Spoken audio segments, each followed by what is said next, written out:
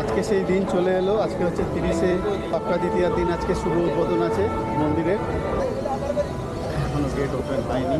2:30টার সময়, যতদূর আমি জানি 2:30টার সময় ওপেন হবে। জগন্নাথকে দর্শন করতে পারছে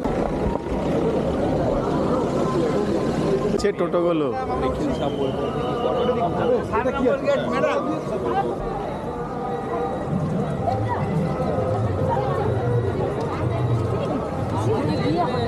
দিদি জয় জগন্নাথ, জয় জগন্নাথ, জয় জগন্নাথ। চলো ভাইয়া, চলো একটু আসুন,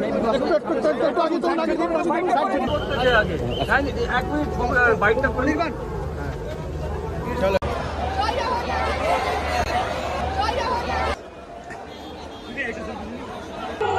অনেক বড় বড় শিল্পীরা, অনেক দিগ্গজ ব্যক্তিরা এখানে এসছে। তার মধ্যে দেব, প্রসেনজিৎ, তারপর নচিকেতা, আরও অনেক শিল্পীরা এসছে। কিন্তু প্রবেশের পূর্বে জুতো খুলে ঢুকতে হবে। জুতো খুলে দিচ্ছি, তবে হেভি গরম লাগছে, পায়ে ছাকা দিচ্ছে পুরো। ঢুকে যাই ভেতরে। তো ভেতরে ঢুকে পড়েছি আমি। এবার আস্তে আস্তে এগিয়ে যাব আর পুরো বিষয়টা তোমাদের সামনে তুলে ধরবো। অপূর্ব সুন্দর তৈরি হয়েছে এই মন্দিরটি, যথেষ্ট ভালো লাগছে, যথেষ্ট সুন্দর লাগছে। আর আজকের এই মনোরম ওয়েদারের জন্য খুবই ভালো লাগছে।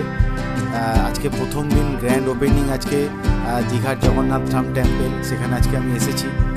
এই সেই মন্দিরটি, আর চারিপাশের ভিউ দেখো, অসম্ভব সুন্দর লাগছে।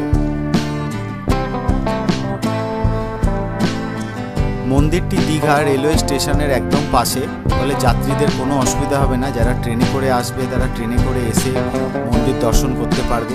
আর যারা প্রাইভেট ভেহিকেলস বা বাসে করে বা আদার্স কোনোভাবে আসবে, কোনোটাতেই কোনো প্রবলেম হবে না, কারণ এটা ওল্ড দীঘা আর নিউ দীঘার প্রায় মাঝামাঝি জায়গায় মেন রাস্তার উপর অবস্থিত।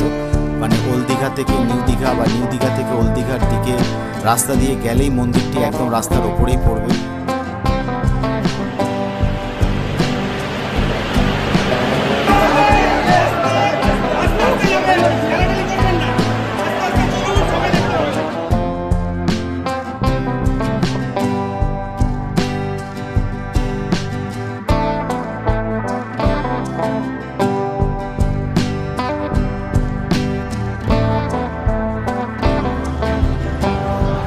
এটা মন্দিরের ব্যাক সাইড।